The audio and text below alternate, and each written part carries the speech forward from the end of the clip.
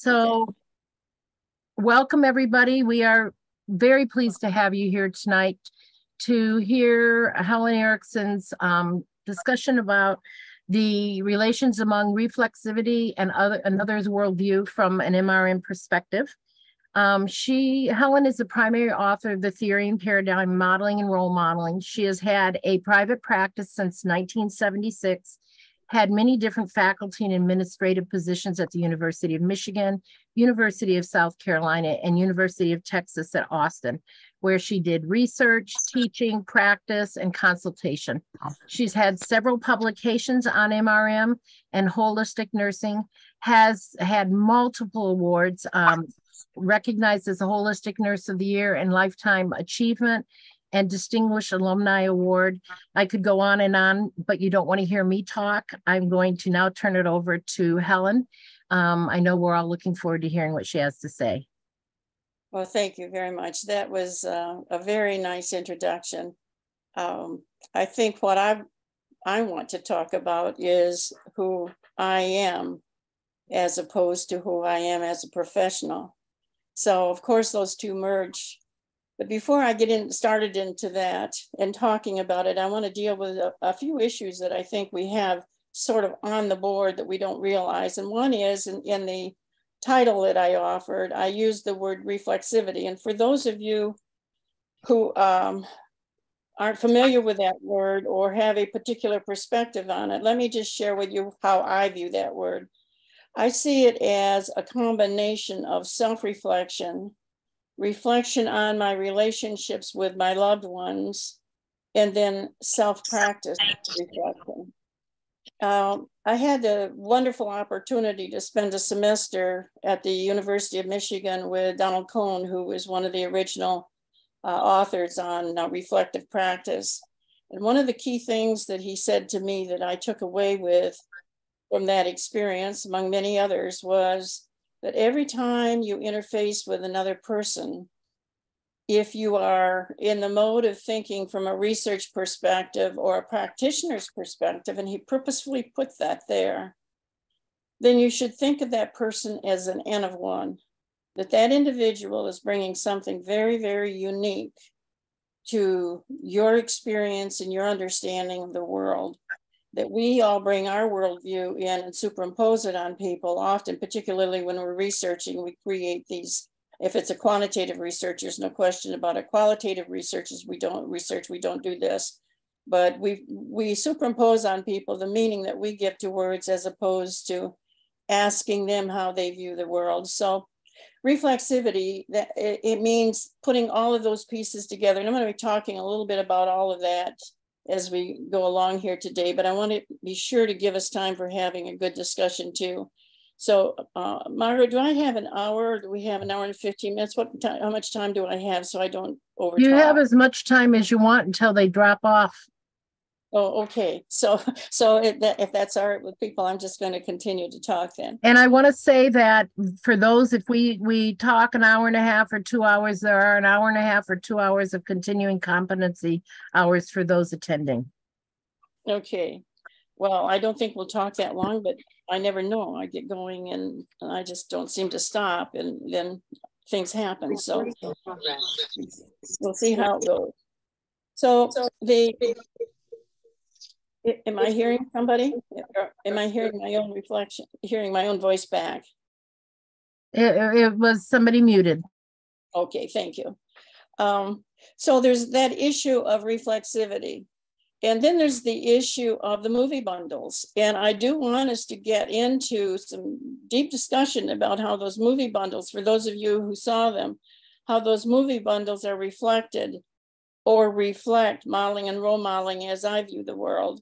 And I think that some of you haven't seen them, so we won't just spend a lot of time there, but there's some parts of them that I think are so profound that it would be a shame for you not to be able to have that experience. So we will get into that. But first, I want to talk a little bit more about who I am and how I got to be where I'm at. Some of you know that, I guess I'm going to get rid of these slides because they're not working. Oh, there they are.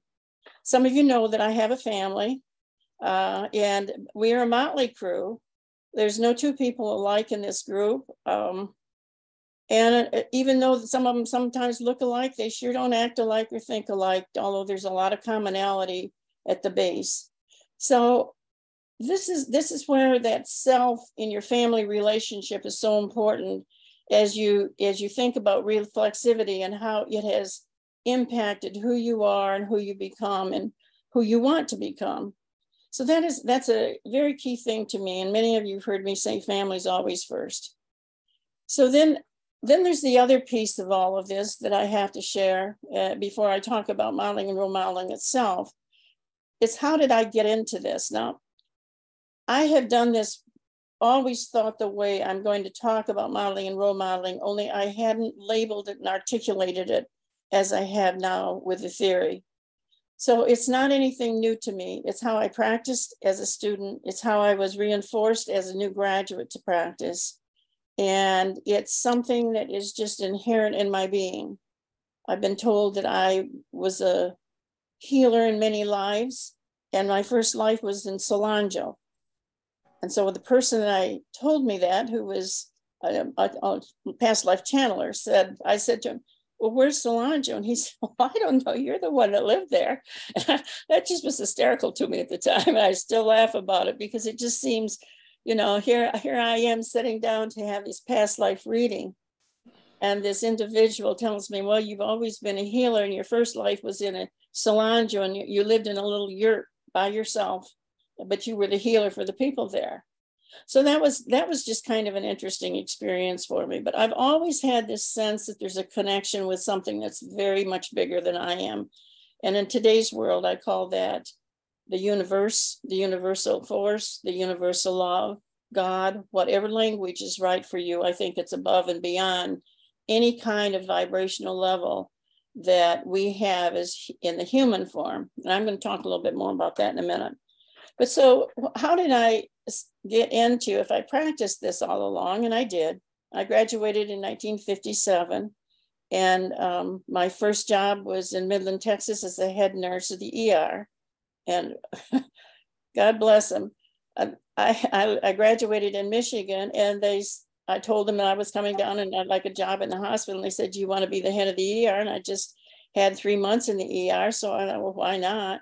But I told them I'm not licensed yet. And they said, oh, that really doesn't matter. We need a head nurse. So that's where I started. And of course, got my license and all that sort of thing. So I practiced this way in all these years in all different kinds of settings. But it was one day when I became quite consciously aware of what I was thinking at an unconscious level when my 7-year-old son was in that picture back there. The third child came up to me as we were out in the front yard raking leaves and said to me, Mom, where's myself? Now, I thought he meant myself. And so I said, oh, honey, I patted him on the head and I said, oh, honey, here you are right here. This is yourself. You are yourself and I'm myself. And he looked at me so indignantly and pulled back and he said, no, Mom, that's my body and that's my head. Where's myself? And it was like, oh, what is this child asking? I mean, it still vibrates through me at a very high level. And so I stepped back and I said, well, tell me more. You know, and he said, I need to know where myself is so I'll know who I'm going to be when I grow up. Yeah, that's what I thought. And for years and years, I've thought about that. And it was only, I would say, probably a week or 2 weeks ago, I thought how interesting that is, because for many years, I've given presentations at different places. And I've often done a lunchtime thing where I present and talk to people about who do you want to be when you're 70? And these are usually young nurses. And talk to them about this very experience and other experiences where we have to step back and ask ourselves that question. We have to reflect on who am I? And who am I in respect to other people? And who do I want to be when I am 70 years old or 80 years old or 90 years old? At the time, 70 seemed a long time in the future. So this was a long time ago when I did that. I've had a lot of young people say that that was an extremely important thing, because my sense is we're here on a life journey to do soul work. And that requires that we ask ourselves that very bold question: are we body or soul first? And I know many of you have already done this and you have a clear sense of how you think about that. But every time I go to that question, I go deeper in. And I would encourage you to let it float with you, let it just hang with you, because it's a very profound question in its own way. And it came to me just out of the night one time when I was trying to struggle and deal with all of these different things. Life can be very difficult.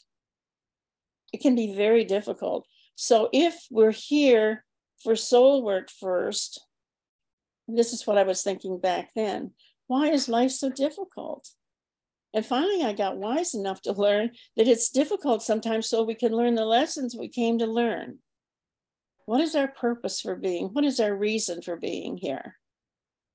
So all of these things have floated through my mind, and I've had many, many experiences, and I could share some of with you. Some of you heard me speak at a keynote a few years ago, heard my early experiences in having a walking in the night and finding myself in the library at the medical school and being surprised because the book that I pulled out and opened up said, "Let your light so shine that all the world may see." Now, I used to be a very shy young woman, and I had lots of things that I said and did to my patients, who I now call clients, but I did with them, but I didn't talk a lot about what I thought about, not early on, until I began to think about what my son was saying. And it was at that point in time I decided, if I'm here to do soul work, then I need to put a little bit more voice to it. And I need to think a little more about how I'm going to do that. At that time, I was still a staff nurse at the University of Michigan, and actually developing my first ideas for research, which ultimately became quite common language around the adaptive potential assessment model, the understanding of how able are people to mobilize the resources they need to deal with whatever it is they're dealing with at this moment in time. And if we don't know that, then we have difficulty figuring out just how to co-create with them interventions or strategies or ways of being or things to think about that will facilitate their health and their growth and their healing. So, are we body or soul first? Something I'm leaving with you. And what do I want to be when I'm 70? So let's just go back to this.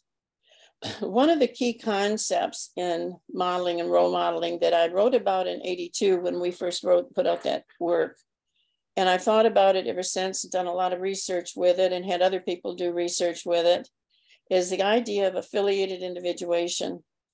Now, hold that in your mind just for a second as I go off and tell you for sure what I mean about your worldview or my worldview. And what does modeling mean?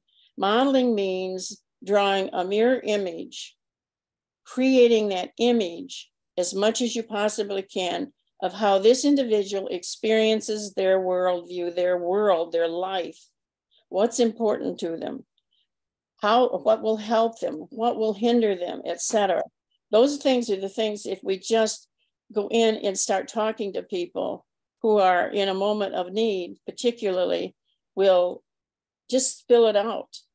And in fact, my husband used to get irritated with me because he dropped me off out in front of the Kmart or someplace to run in and get one thing. And I was an hour in there and I'd come back out and he said, "Why did it take an hour to get that?" And I said, "Well, I met this little lady when I was looking at a blouse and this little lady came up to me. Isn't that a lovely blouse?" And the next thing she was telling me about, she had breast cancer and what that was all about. So this modeling is learning how to listen deep, how to listen to what people are saying and value that from their perspective, create that model and understand that all people, every single human being, this is an inherent drive in us. We have the need to love and to be loved by others. We have a need to be our unique selves, and we have a need to be affiliated. And I say that affiliation in a way where it's a freedom. it's a freedom to be myself, to be who I am, and still be okay, and not have to be worried about what I'm saying, they'd be offended and so forth. So that's what modeling is about. And role modeling then is, how do you facilitate people under any circumstances? Comatose people, people in the community, under any circumstances, how do you facilitate them to live that role that they choose to live? And I could spend the rest of the evening talking just about that, because I know some of you are going to say, wait a minute, you're talking about comatose patients. Oh yes, people who in transition. It is always, always, always, in my view, a need for human beings to be loved and to be able to love, to have affiliation that's not vulnerable, that is, yeah, I know you're there for me, I know you've got my back. At the same time, you've got that individuation, you've got that ability to go and be who you are, full own potential. And because I showed you that picture of my crew, my family, my immediate nuclear family, my children, children-in-law, grandchildren, there's no two of them alike. Some of them periodically want to think about things. There were 18 of us when my husband was alive. There's 17 of us now. No two alike. And as the grandchildren start to bring in new people, there's going to be more. No two alike, but a lot of commonalities. They need affiliation, they need individuation. That is called affiliated individuation, and it is not. It is in the medical dictionary. I have to say I'm thrilled about that, but it's not very widely used because people get it confused with interdependence. Interdependence is not the same thing at all. No more than saying, and I say the primary source of information is the client. When you're doing an assessment, trying to understand the problem, the primary source of information is always a client. That is not the same thing as patients' preferences are considered. And the reason for that is most people don't step into the world of the other person. And once you step into their world and hear it from their perspective and try to your best, and none of us are going to do this perfectly because it's not our world, but the best you possibly can. When you do that, you will understand that whole sense of differences between patient preferences and understanding the person's worldview. When I was doing research on people with hypertension, I've done research on this and 3 different populations, and then a lot of other kinds of research, but one with people had hypertension. We used modeling and role modeling theory, and in this case, and another one with people had diabetes, and the third one was people had Alzheimer's disease and caregivers. In every case, we found the same thing. People that had the interventions, or the way that we interacted, the transpersonal relationships, what we created with people based on the modeling and role modeling theory, came out healthier, stronger, more resources, and so forth. And I'll get to that in just a minute, and how you think like that. The last one that we did, which was with the Alzheimer's patients and their caregivers, was very interesting for a lot of reasons. Let me start with the simplest one.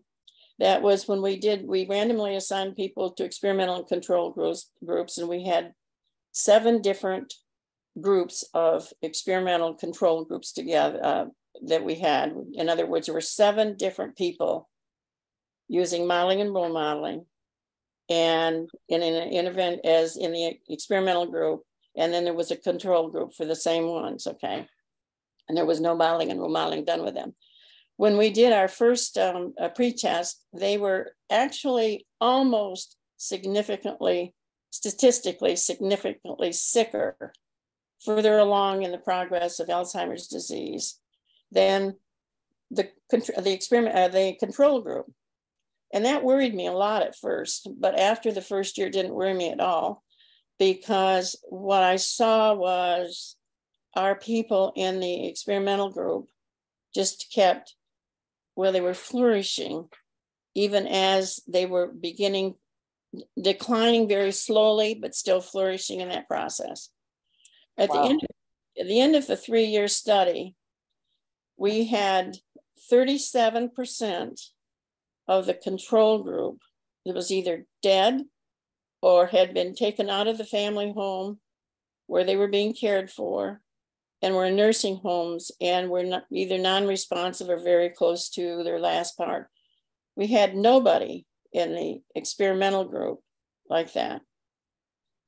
Well, that was very unsettling for me, because all of a sudden I realized what I had created in this research problem. If you're a researcher, you can understand this. And then if you're a clinician at heart who's doing research, you can understand my anguish, because I realized at that very moment that what we had done is we had facilitated their health and their growth and their resolutions of losses and traumas and so forth, so that they were able to build more residual that they needed to be able to deal with the stress that's not common in our everyday life. And as a result, they were healthier and still at home. But the study was over. And so I had to go out and search everywhere for 18 more months of money to be able to keep these people that I was supporting, doctoral students mostly. And, you know, I think they were all doctoral students on the project, so that we could then facilitate their weaning off. That's a bad language. I haven't quite figured out a better language, but to help them transfer their attachment to other things is a better way to say it, because that's really what the theory would say. We used a lot of transitional objects during that period of time to facilitate them to transfer their attachment from us to the other object, and to anchor that in them so that they could carry that with them through their time. I regret that we didn't do more follow-up with that, but we didn't. And part of it was twofold. And this is the bad news. The bad news was I tried about 3 times to get this published. And I'm saying this to you straight out in front, because this is how life is. And some of you have had the experience. And nobody would publish that article, because it just was too good to be real. And so I sit here before you and say, yeah, it's too good to be real. I've got all the data here in my office, and if you want to come and see it, you're welcome to do that. I can show it to you. And instead of me publishing, we had my doctoral students all publish pieces of it. So you're going to find things on affiliated individuation and burden for caregivers, and you're going to find things on the needs, satisfaction, developmental residual, those kinds of articles that are out there that my doctoral students published off from this particular study, and were able to get, they were able to get published. So probably one day open access will receive some of those publications that I got back in the drawer that were never accepted. And I'm telling you that because some of you have had the same experience. Don't get disheartened. Don't lose your voice. Don't stop, because that is not the place to stop. The place is to continue to talk and to speak and to do your work where people can hear. And ultimately other people will hear. So what does modeling and role modeling? I told you what the ideas are. And let me go back to some of the early things that were a part of all of this. When we wrote up Modeling and Role Modeling, the book, I was really focused on how to help nurses understand how to think about people. I believe that people are inherently good. They have the potential to grow, the potential to develop. They have inherent needs. They have inherent drives. And some of those things I've mentioned are their inherent drives. But how they live their lives, the experiences they have, and a variety of other things affect them. So those are things I'll talk about as I get into the theory more deeply. But first, I want to talk about me as an instrument of healing. I didn't used to say myself as an instrument healing. I was just not talking about myself. I was talking about the people we served in the 80s when I wrote this. But all through the first book, you're going to see references to things. And one of the references is, I talked very seriously about we do not, holistic nurses do not direct people. We facilitate and nurture them. Well, I was quite astounded a couple of days, I guess this last week, when I found an article. It's a rather old article written by a bunch of nurses in Iran who they picked up on that. And they thought that that was the most important part of the whole theory, is that we facilitate nurturance. And so they designed a very nice study that they have repeated this study, I found out, on multiple populations, but they started with students, and they created this model where they would nurture their students' learning by facilitating them as opposed to just teaching them.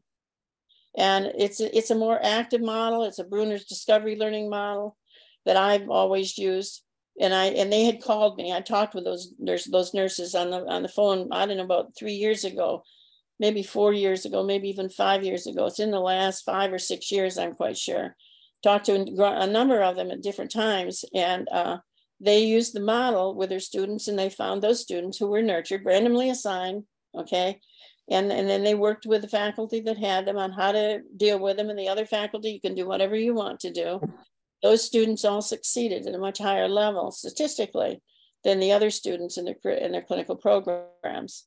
So what does all of this mean? Well, back in the 70s, before I actually started talking out loud about this, this man, Itzhak Bentov, came to the University of Michigan when I was there. And I, of course, went and listened to him. And I know that you all probably know his work, or some of you do, because it's what Newman wrote her work on. Newman based her work on Bentov's work.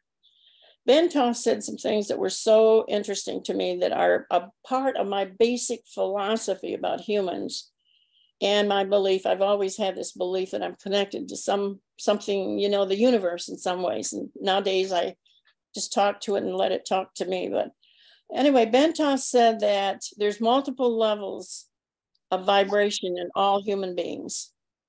And he drew this picture, just as it's here, I have in my notes someplace, where the biophysical, our biophysical energy is vibrating at a much lower level than our mental consciousness, our spiritual consciousness, and et cetera. So each level is higher levels of vibration. And I was sitting in my living room the other day and thinking, I was talking to my grandson who's 19 and interested in some of these kinds of things. I was talking to him about this, and he said, okay, well, you know, this is all related to quantum physics, and I can't get into a big discussion about quantum physics, but Deborah Rose Wilson can. And I do know enough quantum physics to know Deborah Rose Wilson's right on to things. So anyway, I was talking to him about this, and he said, well, what do you mean? How do you think about that? And I said, well, let's take my living room here and just look at it. Everything's made of energy. We know that everything's energy. And energy, you know, energy converts to mass and mass back to energy, et cetera. And accordingly to what we believe, you can't make or destroy energy. It's just converted or transformed. So how would you think about my living room? And he said, well, you got a sofa. And I said, yeah, well, how dense is that sofa? And he said, okay. I said, how dense is that sofa? And he said, well, it's hard to move. I said, yeah. So how low is that energy field vibrating? Oh, okay. He said, well, then, okay, what's higher? I have some artificial flowers in the room. And I said, look at the fans blowing those flowers. How dense is that? Oh, he said, there's different levels of energy. And I said, well, that's what Bentov said.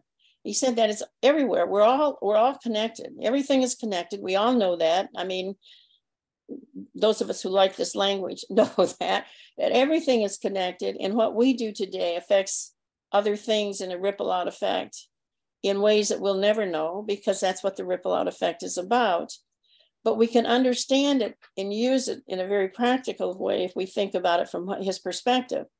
So what he said then, of course, was that biophysical in our human being, and I'm using the word not human form, but in our human being field of energy, there are all of these types of vibrations. All 4 levels of vibrations exist at varying degrees. And what our problem is we come from if we come soul first, we come from a very high vibrating field and have to come down to a low vibrating field in order to have that biophysical systems that we have work. If we take the energy out of our biophysical, it goes where we go when we transcend. I mean, you know, it's not hard to figure out, but it sounds complicated, but it's so simple, it's elegant. So anyway, this is what Bentov said. And he said that all of us have all of this in it, but it's how we experience the world, perceive the world, and view the world that makes the difference of what percentage of universal consciousness, energy, vibration you have, which of course we would say how we extend our aura and the colors of it and so forth, and to what degree we have spiritual, mental, and biophysical. So don't want to labor on that, but it's so important to me because I believe this, and this is how what I act from as much as I possibly can. Being a very human being, I sometimes get right back down into those first two there. And it's not even mental consciousness, it's biophysical and, the human feelings and so forth. But knowing that this exists is extremely important to modeling and role modeling, because with other people, we create these fields of energy, and it's up to us to make the decision of how that field is going, how we're going to play a role in that, and how we do the dance. And Bentov talked about the dance and how we do a dance with people to help them feel comfortable and safe with us so that the fields merge, as opposed to having two different fields. Now, in the second book that I put out, and I don't think I've got a copy of it here, but Ellen Schultz did a really nice chapter on talking about energy, and she shows those fields of when two people come together and they have separate fields versus intersecting fields. The differences in how the relationship's built. It's not transpersonal, it's transactional, et cetera, et cetera, et cetera. So Bentov was very important to me. Now, there's one other thing that he said that has been, and he wrote books on this. So if you want to go get them, go do it. But please know that they're not real sophisticated, because he died in 1979 of a plane crash before he had a chance to really evolve. But he said, if you go to the universal, as we go up into the universal energy field of consciousness, on the right, all what we experience is love. It's just love completely. And we love and we want to be loved and so forth. But because energy flows like this, that natural cycle, everybody talks about the natural cycle. It's like the seashell. Because there's the natural flow, the flow goes right up through universal consciousness to love, across to will, as on the other side, says Bentov, and down around again and up through the body and all of the being, all of the spiritual levels, and through love again, except when we get, how do I want to say this? From a modeling and role modeling perspective, I would say when we haven't had our needs met sufficiently to facilitate us to build the residual that we need to grow and to develop and do the tasks of the next stage of our life. Then we might very well reverse our energy, and it goes through will to love. Now, I know that doesn't sound like anything to you, but it sounds like everything to me, because I use Maslow. Let me see if I've got a slide in here that talks it all about it. Okay, this doesn't talk about Maslow, but it talks about the things I think about. Let me just say something about Maslow. I use Maslow to talk about our basic needs. I believe people have an inherent need to get their basic needs met to some degree. And I believe that those things that meet those needs repeatedly become attachment objects. You are a human object. This is a language that may not feel comfortable for people who want to think purely in the Rogerian model of energy and consciousness, but it is a model that's talked about very widely in the psychotherapy literature. The attachment objects goes like this. We all have, we all go through processes, and we all have losses in our life. That which we lose, we have to naturally, inherently go through a grieving process in order to be able to deal with the loss. If we're able to resolve the loss by finding a new object to attach to that meets our needs, then we can go on and go do the next task in life, because there are developmental tasks as we go across life that are age related. And so Maslow talks about this and the terms of the basic needs and then the growth needs. And he says, once we get those basic needs met to some degree repeatedly, we have either actual objects, maybe a pen, maybe a picture of your kids, maybe it's something that's inside of you. It's in my heart. That's where part of mine is. Or it may be something you imagine. And whatever it is, it's within the context of your worldview that you're very attached to, and you need that object to facilitate you to go on to growth needs. And growth needs are very, very different than basic needs, because basic needs, unmet, create tension and stress and a sense of insecurity and unsafety. And of course, you know the needs. Actually, if you really want to look at this stuff, there's 2 books that you can upload for free on the MRM system. And on the second one, the blue book, I call it, we have created a taxonomy of needs and a taxonomy of Ericksonian perspectives, meaning Erickson, on those tasks and what kind of residual you build across the lifespan. So when I work with somebody and I think about these issues, now Eric Erickson, I talked to him about this years ago when I was at Michigan. He said that his developmental processes, those tasks that are related to it, like the first task we go through after birth is the task of developing a sense of security, a sense of dependency, a sense of trust. It's just a trust that, you know, that they're there for me. It's that what I was talking about before, that affiliation, it's they're there for me.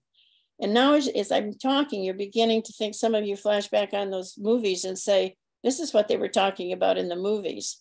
These people had that sense of trust that was resolved for them because they came back to people that loved them just as they were. And that's what Maslow talks about, that ability to trust, knowing that, Maslow talks about the needs and how when our needs are met repeatedly, you go to the growth needs.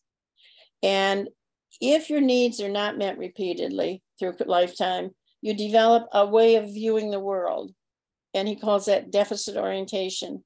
And so the world is viewed more through what Bentoff would say is through your will and your need to control because something's missing, as opposed to the other perspective. Now, so you're asking the question, can you help people shift their energy flow? Yes, absolutely, you certainly can. I've done it many, many, many, many times because I've worked with many, many people who've come into me. And I mean, and actually Carolyn Kenny has worked with some, and I think she's going to be talking about that at conferences coming up, where nurses are not uncommon, doctors are not uncommon, carpenters are not uncommon. There's no group of people, this runs across the lifespan, where people have gone through the first 2 or 3 stages of life and not had their needs met in a way that meets their needs. This is not the fault of a parent. Please, this is not the fault of a parent or a caregiver. It's the problem that the synchrony with the energy fields between the 2 people. I didn't know if any of you ever watched Schiff and Schiff's work way back when they tried to study babies over a 20-year period of time and the relationship between mothers and babies bonding. And they videotaped mothers and babies as they were interacting. These were within the first month of life. And you know, the baby has this hand, neck, tonic reflex, and again, it comes and goes like this. And they videotaped their mothers and the babies. And they saw that there were mothers who, when the baby would come back, the mother would come in. Most mothers, when the baby, there's just an automatic consciousness that is unconscious of that we have when we're relating to somebody that we have a merged energy field, shall I say, that we respond to them in the way they're responding. And he said those babies, they watched those babies, and when the mothers, they didn't mean to do it, it was just they were out of sync and nobody helped them get in sync. Those were the babies that were statistically more likely to develop schizophrenia as teenagers, which is just, you know, Okay, so what does that mean? Well, Erickson's work is epigenetic. And that is a very, very powerful word. If you know what epigenetic means, it means that if we help people learn a new way of being and thinking and experiencing, how to get those needs met, how to work through that task, they have the ability to change their DNA. Okay, you can read about this. Ernie Rossi was the first person I ever knew that wrote about it, and he wrote about it back in the 70s, and there's a lot that he wrote about it, but there's a lot of studies now that talk about the gates, the DNA gates, and why they open and why they close. Erickson said it has to do with how we work with people. If we love them as who they are. We unconditionally accept who they are, their dignity, and their need for dignity and worth and esteem and basic needs to be met. And we help them learn the things that they're doing that interferes with their ability to get those needs met. But we do it in a way that first is built on trust. First there's safety, there's security, and then there's trust, and then there's love, and there's being with. And we do it through that process. And it's fascinating, actually, to watch. Now, I've worked in every kind of setting in the hospitals. I've been, in every kind of setting working with people. The San Antonio hospital system, where there's 4 big hospitals and 23 clinics. I've been in most of those, not all of them, but several of those, doing rounds with the nurses and showing them how easy it is if you pay attention to your energy field, center yourself before you enter their space, and go into it with the intent of being open to whatever it is they bring to you. How people will tell you things that they haven't told anybody else. They don't want, things that they know other people wouldn't like to hear, don't want to hear, etc. But they know you care, that it's important to them. And I've heard things people say when I had asked them, tell me about yourself, your problem, your situation here, what you think has caused it. It's what's going on here. What can you do about it? How can I help you? And when I do that, things come out. I've had people say, I've got a family of 4 kids, and I really don't want them here because they drain my energy. But I love my dog. I wish you'd bring my dog in. And I've done that. I have done that. Stories about that too. So modeling and role modeling is really a way of thinking about your own values, but then learning how to put the science to it and understand it from a bigger perspective. It explains so much more than just a philosophy. But it's not complicated. We don't set goals. Let me see if I can get to this other slide. Okay, here's back there. I told you that there's 2 things I want to know about. I want to know first about their ability to mobilize resources. And I've talked a little bit about Maslow and Erickson and the fact that all of us go through loss. If we go from one developmental stage to another, we have to go through a loss at various times in our life where we don't necessarily call it a loss, but it is. And our ability to go through that and resolve it, resolve what comes with it, the sadness, the little bit of grief, that first time that you had to go to kindergarten without your mom, or maybe earlier than that. Believe me, there was a little tear that ran down somebody's eye someplace, but they were able to go on because their mom probably gave them transitional objects. And I've told many mothers, if you had trouble with a child doing that, put a picture someplace of yourself under their shirt where they can look at it, or in their lunch pail, wherever you want, so that when they feel lonely, natural, they've had a loss, they're going through a new stage, they can go back and remember, I got that. Okay, those are called transitional objects. You give them to people in place of yourself, and you do it through an anchoring process. You simply help people to feel comfortable and safe, and then reaffirm that with them and tell them that they can take that feeling with them, and you're going to give them something to remind them of that feeling. Thousands of pence have gone by the wayside in somebody else's pockets. It can be a stone, it can be anything. So I always kept knickknacks when I had people coming into an office. I had little things laying around that they could pick up and take away with them. When I worked as a staff nurse, I used business cards all the time. I worked for a staff nurse. I consulted in lots of hospitals and had many nurses do this. Get yourself a business card. People feels a little anxious and they're turning on their light a lot. You just give them a business card and tell them, oh, come in, do your, be with them, help them feel safe, help them have that trusting relationship with you. It doesn't take more than a few seconds if you really bring your energy field in with you with the intent to do this. I'm kidding you not, it doesn't take long if you do it, if you intend to do it.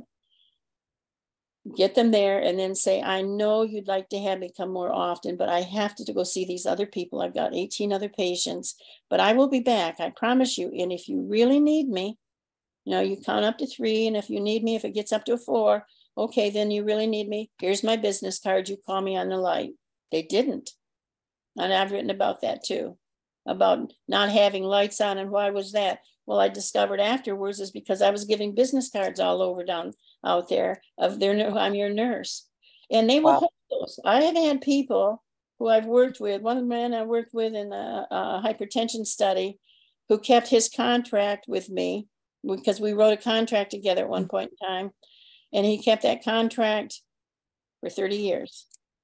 And I know it's there because he put a picture up at the University of Michigan's Art Museum and wrote and said to me, I'm donating this. It's a picture of Krishna. Did studies in India, in the caves of India. He's an art history professor. And he said, I bought this in India and I brought it back here and I'm putting it in the museum in your name because of what it says. And the picture shows Krishna standing there looking into a mirror and his guide telling him what he's seeing in the mirror and helping him reframe it and see it from a different perspective. These are all words that suggest what I've been talking about. We help people take the same experience and reframe it, experience it in a new way, feel the chemistry that goes with it, anchor them to that with business cards or whatever. Okay, so that's one thing that we need. The other thing is at any point in time, anybody you're working with, you need to know their ability to mobilize resources. And I called this the adaptive assessment model. Now, this came about it when I was a staff nurse before I went back for my baccalaureate. I worked on a unit where I would listen to the doctors. I always made rounds with them because I wanted to hear what they had to say. The doctors would tell the other doctors that this one has got a real good chance. This is early research in the 60s in renal transplants. This one's got a real good chance of recovering, getting through this and keeping the kidney, and this one doesn't. And then I would watch, and the parameters that the doctors were using were all biomedical parameters. And that's not what made the difference in whether they were able to keep the kidney and get better and go home and live a good life. It was a whole different ballgame. It was how they experienced their life. It was their model of the world, how we entered that, how we dealt with it, their families, their relationships, their ability to have healthy affiliated individuation, all of that made the difference. So I said to myself, well, this is really important stuff, but the issue for nurses is not whether they're stressed or not, because we know that. Every nurse knows when somebody's stressed and when they're not. What they don't know is their ability to mobilize resources to deal with that stress. So I went out and then looked for, what does it say in the psycho? I read Selye's work, everything Selye wrote, everything. And long after this was done and researched and everything, I went to see him, got a pat on the head, which I still like. But anyway, I went to the psychosocial literature, and George Engel talks about the same thing Selye talked about. Selye said that he discovered the stress syndrome, which is a part of everybody's life now, but it wasn't back then. He said he discovered as a med student, and he would see the doctors going in and talking about these patients and how they were all, everybody was different. He said to him, they all looked just alike. They all had the same syndrome. And he ultimately talked to his professor about that. And he said, well, I don't see why you say they're all different. They all look just alike to me. And his professor said, what are you talking about? And he actually described what he ultimately wrote as the stress syndrome. And the 3 stages of stress that he talked about, that there was an experience, and then there was resistance, and the biochemical body reacts to those processes. We know now that it's much more elaborate than what he was talking about. And then they're able to have enough energy, resources, etc., whatever, biophysical was what he was talking about, resources to deal with what was coming at them, or they weren't, and they became, they got really sick and died, some of them. And so that's what Selye talked about. Well, Engel talked about the same thing, only talked it from the psychosocial perspective. And he said that people, when they're really stressed, either they first feel helpless. And if they aren't able to resolve the helplessness, they feel hopeless. And he called the helplessness as a giving up. And he called the hopeless a giving in, and the other one was a giving up. So you give in, which is what Selye was talking about in terms of the resistance, and then you give up. So the APAM model, which I created, says that it's not linear. It looks more like this. And if I move this over, you can see what it would look like if you were to see somebody. When you see somebody that looks like their flame is alive, they've got the resources, they're able to mobilize those resources. If they look like this, they're at risk. And if they look like this, they're at grave risk. Okay, so I'm just going to throw that out there. And I'm going to tell you one more story. And I think I'm running out of time. I'm going to tell you one more story about this, because this is something that is always a part of the first few minutes of assessment with clients. And this was when I was just started the faculty at the University of Michigan. I had been staff nurse there for many years, and then got my bachelor's degree, and then I went and got my master's degree and said combination of med search and psych, putting them together from a holistic perspective. So I was asked often to come back over and consult on the units as what I was now. And so I went over one day, and they said that there's a woman down, and told me the room, had a mastectomy, bilateral mastectomy yesterday. She won't let the nurses in the room at him. She's calling them bad words. And she is just very difficult to deal with. Would you go please calm her down? This is usually what they ask. So I went down to the room, and I went in, and I told her I was Helen Erickson. I was a nurse, and they thought maybe I could just talk with her for a few minutes and see what was going on. Would she like to share with me what had happened and what's happening to her? Well, she said, I went up for surgery yesterday, and I had signed a consent form, and I thought they were going to do a lumpectomy. And then they went and did this bilateralectomy, and I'd never intended to have that done. And I am really mad at them, and I'm mad, Well, anger is a normal part of the grieving process. So that's okay with me that she's angry. And it's okay with me that she's angry at people because they didn't take the time to explain to her that if she came back with a positive test on the table, they were going to do bilateral mastectomy. They didn't say that. It's in her writing. She signed for it, but they didn't tell her. Okay. So I said to her at that point, I said, okay, well, we talked about it. And I asked her how she thought she was going to do. And she said, I'm going to be just fine. I said, well, tell me about how you're going to be able to be fine. What's going to help you? And she said, my husband and my daughter, and they were both sitting there. They're going to be fine. They're going to be they're my resources. I can depend on them, and I'm going to do what I need to do to get better. But I'm angry right now. It's fine for you to be angry, but would it be okay if nurses brought you some food, because you really need that nourishment, because if you don't get enough protein in your body, your cells can't grow, your protein can't grow, and your protein, you got to have protein growing to heal your body. Oh, okay. She could have that. Went out to the desk and told her, I said, she's just going through a normal grieving process. We didn't do her right, so to speak, because we didn't really tell her what was going to happen to her if it came back positive. They just kind of slid over that. Or if they did tell her, they didn't ask her if she understood. It was not clear to her. But she'll be okay. And then, Helen, you don't understand. Well, what I knew they meant was, I don't understand what a PIA she is to them. But I said, okay, tell me what I don't understand. They said, you go see the nurse, the woman across the hall.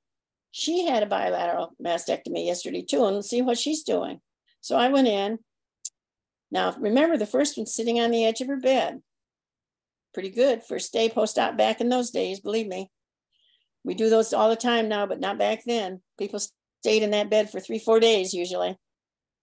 When in the second room, here we have a beautiful pink negligee on. We have our fingernails done, our hair combed, makeup on, lying on her side in the fetal position.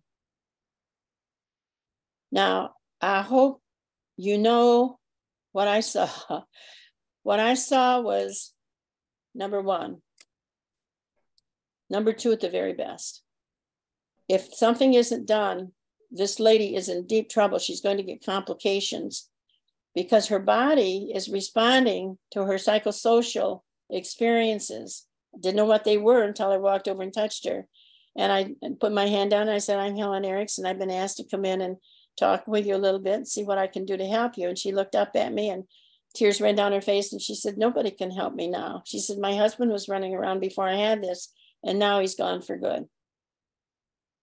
So what I'm saying, what I'm trying to share with you right here is how, what you see, how you assess it, how you think about it from the APAM model, because it is extremely important to know that you don't do the same things with those people that in their number one that you do in number five. In both cases, you help them mobilize resources, but I had to help number one come back to a place where she was able to have a little more autonomy and perceive that there was some hope and some control. So in the modeling and role modeling theory, we don't talk about goals, nursing setting goals. We talk about nursing aiming to do something and build trusting relationships, promote control, hope, etc. And I do have a slide for that, and it's also in the book. But I just want to stop now because I've talked and talked, and I know your ears are tired. And I suspect some of you got some questions, and others of you have got some challenges. So where are we? I want to ask you to address a couple questions, at least one question that came up when we were watching the film series dealing with the addiction populations and talking about what I would say is, how do we utilize those aims to work with those populations in a way that facilitates quality of life and reattachment? The same way you do with everybody else. Addiction is just another. Okay, so let me just back up and say, when we hear that people are addicted to something that's a transition, it's an object of some sort, and it's not a human object, that tells us that there's a problem with a human relationship someplace. Okay, and for me, what it says is we're all the way back somehow, some way, into, for most people, now not all, and I could give you examples of this too. In fact, I've written about them. You can go read them if you want. But a lot of people that are addicted and have trouble, they're back into the stage of dependency. They need something to make them feel different than they are in physical form. And so you have to deal with how does, and a lot of people hear me say this and they say, you're going to treat them like little kids. No, you're treating them like humans that have human needs. Human needs to be loved. Human needs to feel safe. Human needs to think that they belong and they have worth and dignity. And you have to be careful of ensuring that they're at a place where you know that they're ready to fly. And what I mean by that is the first stage is dependency, learning that I can depend on somebody. The second stage is autonomy, where I can learn that I can make some decisions for myself and I can do some things for myself and it'll be okay. I might get a little guidance on it. And we call that the terrible twos, right? The third stage is called initiative. And this is where people start moving out beyond that field where we're doing things within the field of the relationship. They move out beyond that a little bit and start doing things on their own. That's a stage that is very risky because some people that are on drugs or alcohol or whatever, when they get into that phase, the clinician thinks they're ready to go on their own. They're not. They still need the same kind of reassurance that they have somebody that knows they're wonderful. And that's where your transitional objects are really, really good. I mean, it works quite well. They work quite well in those stages. So what you heard in there, in those were wonderful, wonderful videos from my perspective. What you heard over and over and over was, well, they've been okay for 3 months or 6 months, but they keep coming back. Why do they keep coming back? Because they still need those same needs met. We have to have other people. We have to have a community, or we have to have something that makes us feel like we have a community. So I don't know if I've answered your question. Maybe you want to state it again, so I say it in a different way.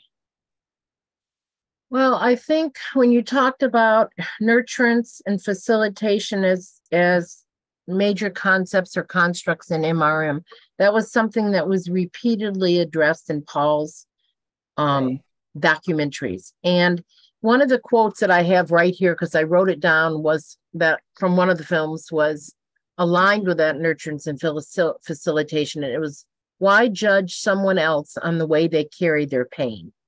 Which I think is phenomenally profound. But from an MRM perspective, when you're talking about transitional objects with adults who may not be at the developmental stage we would expect a 40-year-old to present at. So, you've always said chronological is not the same as developmental. How would we as care facilitators, whether it's somebody in our family or somebody we're working with in the recovery cafe or somebody we come across in the hospital, what would be the first steps that we would be taking to help create that safe and secure relationship? Okay, the first step would be assessing their ability to mobilize any resources internally or externally. First step, always. What kind of resources do they have, and are they invigorating or are they draining? And I wrote about that years and years ago. Don't assume that somebody's daughter or somebody's mother or somebody's brother is invigorating or facilitates flourishing. Don't make that assumption. That has to come from the individual. So that's the first step you take. The second step you take is you listen a little bit to the, and it doesn't take 5 minutes once you learn how to listen. You listen a little bit to their life. What was their life like? Because Eric Erickson says, and I totally buy this, that we go through tasks that are chronological. How we resolve those tasks will determine how we resolve the next one and the next one and the next one and the next one. Okay. So when we say things like, and we understand this, there are some people who are adults and 40 years old and people say they're acting like a kid. That tells me, first of all, I need to find out for myself, what does that mean? Because if playing is acting like a kid, then I don't buy that. But if it's the way they're thinking about things is more like a 3 or 4 year old or 5 year old, then what happened back in those earlier stages is a problem for them, because they haven't been able to do what Erickson also says. If you develop this task, it's like putting money in the bank, you get interest, you get a virtue from it, you get strengths from it. And those are all chronological. We've got those in that book, because it's so important for us. You can listen to them, you ask them about what they think their strengths are. And here's a classic example that will come out of people if their work is really around autonomy or initiative, which is the first 5 years of life. Actually, the first 5 years, because if you haven't got it resolved there's probably something going on in the first year. But you ask them what their strengths are, and they say, well, I've always been a stubborn person. And I've always had to do it my way. What can't you see? Bent off stuff going through will over to love. I mean, it's just right there. But what I often do with somebody like that, I almost always, I will say, well, I like that word, but I like another word better that I think fits you better. And that means, because by that time they probably told me some examples of what do I mean by stubborn. And if they haven't, I usually ask, can you give me an example? I say, what I think the word that fits you better is persistent.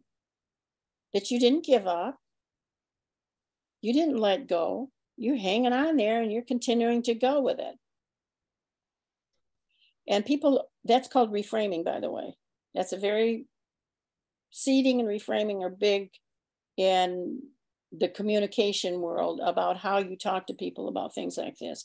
Helping them learn that what they have seen as a strength is a strength, but they need to twist it just a little bit and see it in a slightly different way, because all of us know that when a child is stubborn, it starts at 2. There's been trouble in the family where somebody said, damn stubborn kid. You know, he's stubborn about everything. He always wants his own way or something like that. There's some message that's behind that. It's not just a word.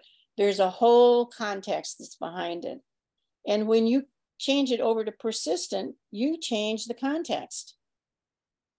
They can't take that other stuff there. They try. Sometimes they try. And I've even had people sit there in front of me and struggle with that. They'll say, well, I've always thought about myself. You know, my mother used to say I was a stubborn one in the family, but she never said I was the persistent one. But if I'm persistent, that doesn't fit, does it? Well, not quite. But she might have said other things that does fit. So it's helping them from an Ericksonian perspective go from those deficit residual to the positive residual. And the only way, I mean, I could talk about this for a long time, but the best way to go is go get a free upload that blue book on the modeling and MRM nursingtheory.org website. Go to the resources and 2 books there that are available and for free. And you can upload it. And in the back of it's and in the front, in the text, there is quite a discussion on Erickson and development. And in the back, there's a taxonomy, some taxonomies in needs and development. So I want to interrupt you because, I mean, other people might not appreciate it, but Mary has had her hand up for quite a bit of time. And so Mary, I don't know if you have a comment or a question. Go for it. It's yours. Well, Helen, I think that being in pediatrics, I see parents all the time that talk about the stubbornness, and it occurs a lot sooner than 2. But what I am really enamored with children, I guess, and I don't know what you'll think about this, but you know, there are times that children transcend their parents' abilities, and you know, I see this a lot in kids with chronicity. I say they live a lifetime in a very few short years. And because of their illnesses, they almost have a super intelligence. So, and they're put in really hard situations. Kids with cancer who lose everything. Yeah, they lose any control because everyone's controlling them, including their parents. Yet they come out so resilient, and I don't know, the kids I've had in my life that have taught me so much. So I really studied all of this in you know, I got to see Bowlby and his whole thing with his animals and attachment. And I think that sometimes I wonder about you know, these people in other times, and this is crazy because you're seen as a healer, what these children live in a lifetime or what their parents experienced as small children that they actually see in their own children instead of what the child is really like. They're living out that experience. And in parents who are really addicted, because I see them a lot in practice. I mean, they produce babies who have, you know, really problems from birth. So I guess my question is, and that's what I never got with Erickson. I disagreed with him about deficits. I really liked Margaret Newman's idea about looking at people's patterns and really trying to identify with them what's patterns and what would you like to repattern, or what would you like to change in your pattern that's going to move your vibrational or your energy field to a different level. And so, and you know, Martha Rogers talked a lot about energy fields and how they work. And I say that most autistic kids are probably in a pan-dimensional state because they are at such high frequencies. They're not down to the biophysical. And we do not understand that because they're out in that really, you know, people call outrageous state because they're not even clicking with us. But somewhere in that body is all of those higher vibrations, but those lower. And that's what we want to do is we want to take them to the biophysical and they're way up there. So when I said this to John Phillips, he just kind of rolled his eyes and he said, "Oh my gosh, Mary, you should probably write a paper about that."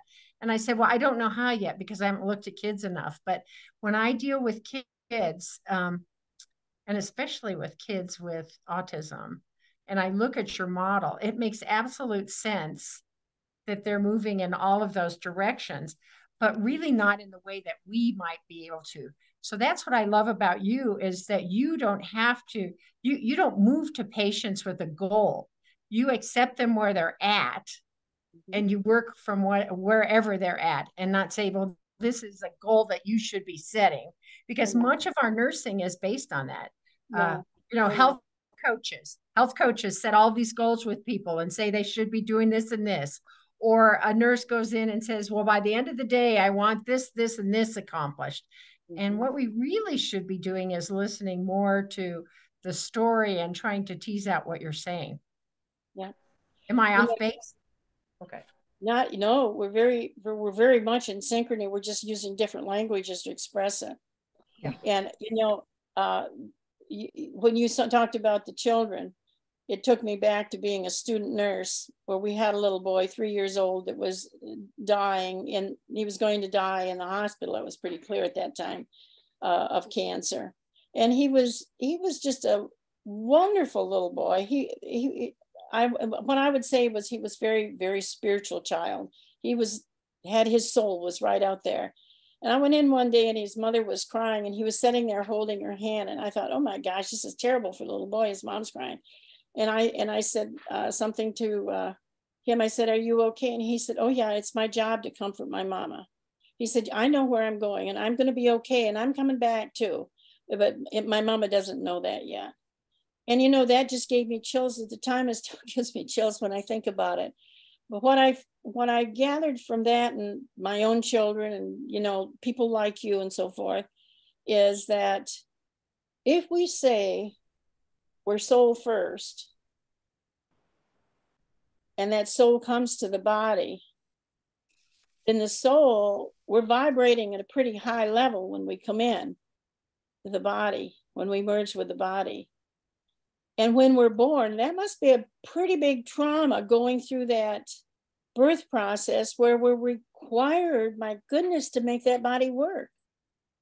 And how then about the rest of the spiritual self? And, you know, kids will say things if you listen to them. They're not talking about their body. They're talking about their spiritual being. They're talking about something that's even beyond that. And I think that's what you're talking about, Mary. Well, so, Helen, and when I was gifted with being in those delivery rooms, and there were children born with absolutely no APGAR. And then you almost felt that spirit come into that kid. Yes. And within 10 minutes, their APGAR was at the top. So that kid was at a vibrational state way above that body, and then thought to themselves, "Oh, I have to come into this body and be here." And one of my most learned times was when I was a brand new nurse in the PICU, and I had this little kid, and he had a terrible gut, and everything he ate, it just came right out. Right, he had this open wound.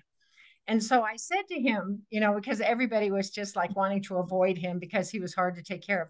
So I said to him, I said, and I won't say his name, but I said, what is it that you want from me today? And he said, I want a McDonald's hamburger and French fries. And I said, well, you know, they're not going to let you do that because they've had you on tube feedings. And he said, Mary, if you were really a worthwhile nurse, you would get me that McDonald's hamburger and French fries.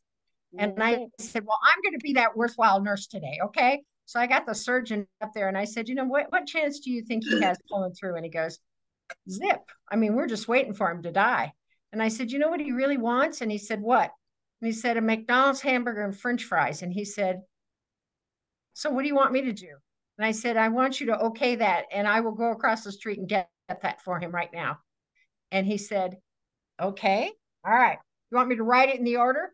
And I said, no, just tell me I can do it now because I don't want you to come back on this. So I went over to McDonald's and I bought him that and I came back. I never saw a kid enjoy something so much in his life. And he died an hour later. Thank you, Mary. That is absolutely wonderful. Wonderful. That's a beautiful story, Mary. What they want. What we were fighting to keep him alive for what other reason? The mother. And that's what he said to me. He said, you just got to help my mom once I'm gone because she's going to have a hard time. I'm okay. I got my hamburger and French fries. And I know what I'm okay. I'm okay.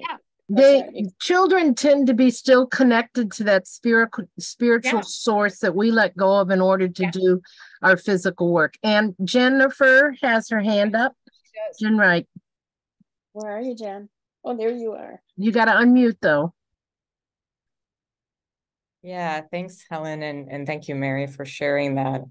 You know, as I'm listening to this, I'm just really appreciating this and thinking about the nonlinearity of our journey, you know, as we're talking about what comes first. And I have the experience of working not in the pediatric, but the older adult population and thinking about individuals with Alzheimer's or other related dementias and how, you know, they may experience being in a different time frame than their body is, right? And so meeting that individual where they are in that experience, you know, they may see themselves as a young mother with a child or children in school. And, I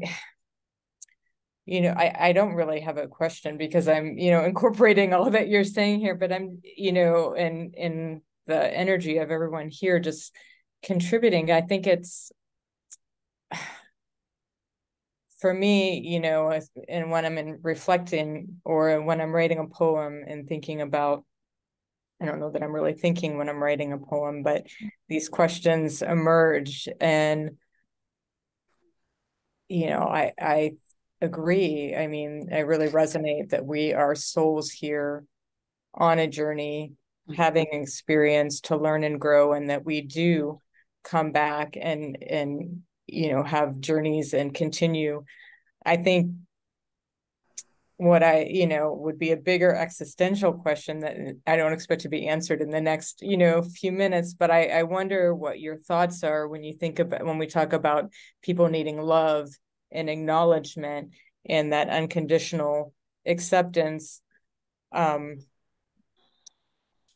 we still keep seeing these repeated patterns of evil and control and fascism. And that's a question, that I struggle, like, what energy source, is there just a source that, I don't know how to put it into words, but, that's, when we look at patterns and repeating and we see how we can come out of a pattern and really have positive change and learn and grow. But then we also see in the human condition that we have patterns that happen and we don't learn and grow, right? Because we keep repeating that story and it doesn't become healed. Sometimes we complete a story, we heal a story, and we grow. But I guess, like I said, I don't really have a question. I really thank you for sharing all your wisdom with us. I used to do conferences for the NICABOM, National Institute of Clinical Application of Behavioral Medicine. That's the name of the group. And I did quite a few of those and had the opportunity to work with Deepak Chopra a couple of times. And I heard a very similar kind of question posed to him one time that you're posing. And except the question came out sort of like, do you believe that there's an evil force in the world? And he said, I believe that there's a lot of spaces where there isn't enough love. That, and he didn't talk about energy, but when I put it together with Bentov, you know, there's a lot of space that exists in our universe for electrons to move around back and forth. And I was watching a documentary not long ago that's on Netflix called Heal. And it's about holistic healing and different kinds of modalities in essence. But there was one thing that caught my eye. And it was one of the people had asked one of the presenters, how come you believe all this stuff? Because he was talking about quantum physics. And he was also talking about distance healing. And he said, well, look, distance healing can be explained perfectly by quantum physics if you go back to the Big Bang Theory and you believe quantum physics, that everything is made up of particles. And those particles were all very compactly joined together in one tight little thing. And then for whatever reason, we don't know yet, but they exploded. But he said, you think that when something explodes, everything comes apart, but it doesn't. They went away in couples of particles or groups of particles. And once that happens, those particles may expand and spread out and create a web across the universe. A human being may have that particular particle as a part of their soul that lives in Ann Arbor, Michigan, and another one in maybe Kenya, but they're connected and they know it when they find out.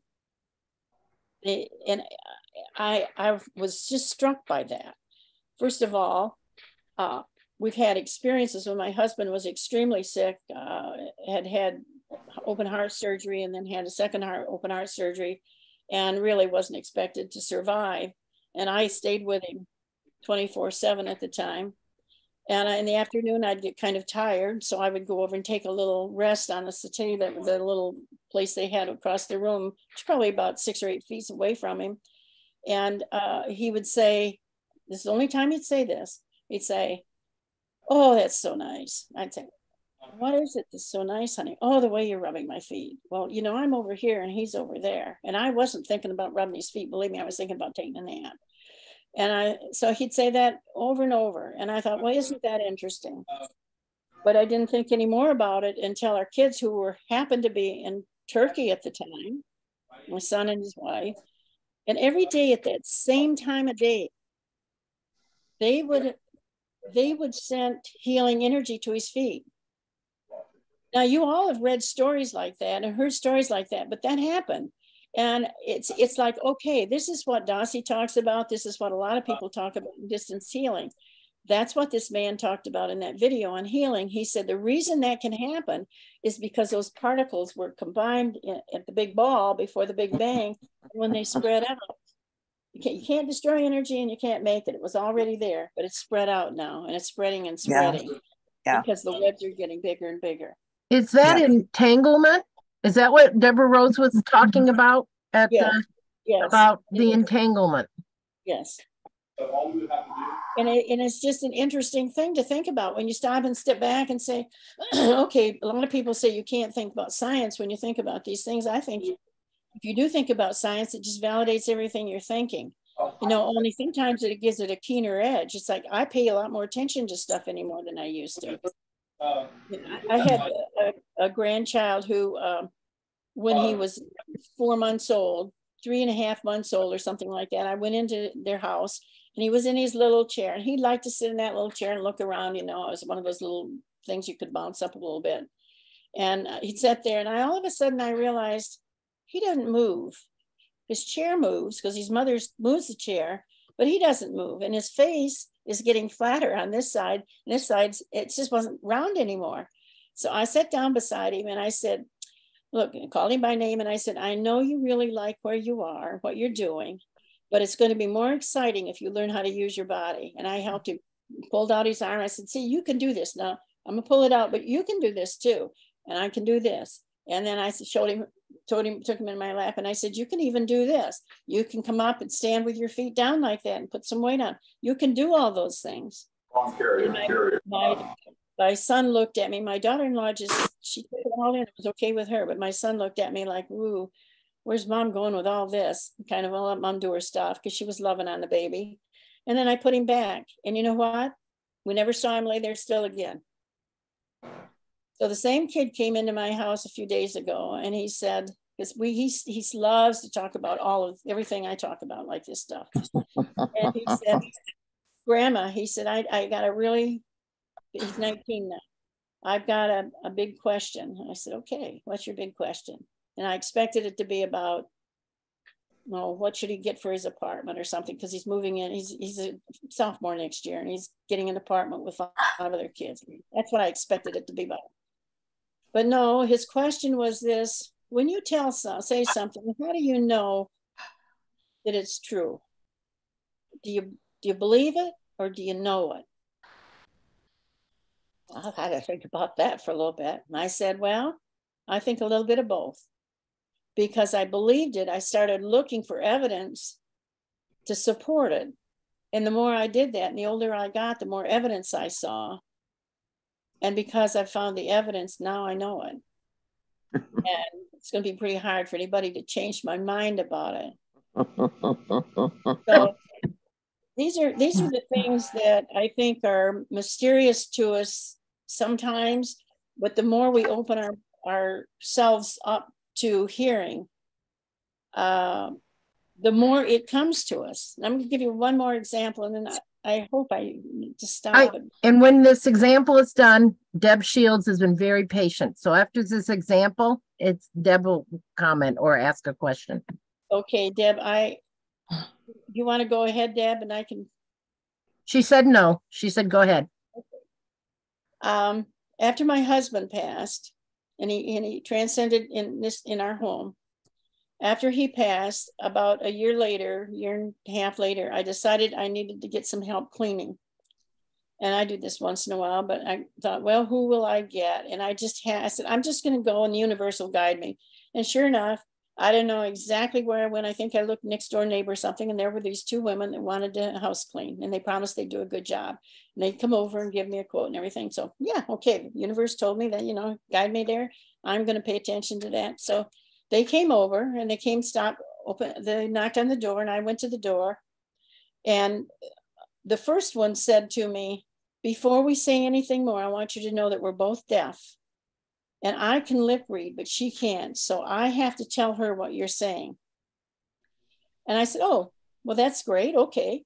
So why don't you all come in? Well, just as I was saying that, the other lady just sort of flew at me. And I could see it wasn't anything she intended to do. It was like she fell up a step at me. And she kind of put herself back in place. And I thought, well, maybe there's a little, I don't know what's going on here, but just take it all, let it see how it goes. So they came in, they gave me a quote. They decided they were going to come back and clean. And that was great with me. And they came back and cleaned, they got all done. And I said, okay, now do you want 1 check or do you want 2 checks? And so first lady speaks to the other lady. They have a long conversation. It's not just a yes or no, long conversation. And the first lady looks back at me and goes back like that. She said, do you believe in spirits? And I said, yes, I do. And she said, do you know you have one living in this house? And I said, yeah, I thought I probably did. And she said, he's been following us all over the place, and he has been pointing out in the corners where you like it to be clean. And he made us move stuff to clean underneath it because that's what she would like. And I said, so what does he look like? I'm going to go into my second meeting now, but I need to go to the restroom first. Oh, okay. I said, what does he look like? And he's standing over there like this. He's got a blue shirt on. It's got this and it's buttoned down the front. and he's got a big smile on his hair. And she described him to a T. And I said, is that him? And she said, oh, yep, that's him. So I thought, well, that's interesting, because I had felt him and talked to him there. But these strange people had come into my house and experienced him and pointed out to me that, yeah, he was there. Not only was he there, but he was telling them where to clean and stuff. And so all is fine and dandy. They come back the next time, another time, one more time. I asked them to come back, and they get all done cleaning. And I said, well, did you see my husband today? And they had their chat again. And the lady that speaks said, well, you locked him in the bedroom. And I thought, now there's something really strange about this, because if he's energy, he's not locked in the bedroom. You know, that was my first thought. And I said, well, how do you lock a spirit in the bedroom? She said, no, you didn't lock him in the bedroom. You went in and you opened the bedroom door, and he was in there on the bed. And she said, you said you don't need to clean in here, and you slammed the door shut. And she said, he thought that meant he was supposed to stay in there. Well, you know what? Those are the kinds of things that happen in our everyday life. And I have no idea how those women experienced that, how they related it. But back to my grandson's question, I know it happened. So take me for what I am, or don't. I am here. I know we can communicate with the universe, and the universe communicates with us. We just don't pay enough attention to it. Celestine prophecy said that years and years ago. So, okay, sorry, Yep. got to stop and let Deb ask her question or comment. She's been incredibly patient. Oh, sorry, Deb. Sorry. So I really so appreciate this beautiful, beautiful dialogue. And I think, you know, and just reflecting, even as we started this, thinking about Emmett Till and the world that we live in and the complexities of our time, and knowing that of course, everybody knows that, that knows me knows that I kind of live from that perspective of the big S, and hoping to get there someday. But anyway, I wanted to just share something on my Thursday morning group. We were talking about the world and the challenges of the world and the complexities of the world. And this, and Jen, when you talked about how, you know, how do we meet what's happening? I just would offer this, I'm just going to call it a quote or a reflection. I am unmoved by the drama of the world. If I encounter worldly chaos, my internal stillness will work to dissolve it. I need not fear any turmoil in the world as long as there is peace in me. My inner self provides the peace that is the ground on which I stand as I navigate the shifting sands of time. The world is always changing, but the spirit within me is changeless. I am loved, I am safe, I am blessed, and I am protected. As I look upon others and wish them those things, I will experience them within myself. And so for me, that doesn't say that I ignore things, but I think maybe for me, one of the hardest things to do is to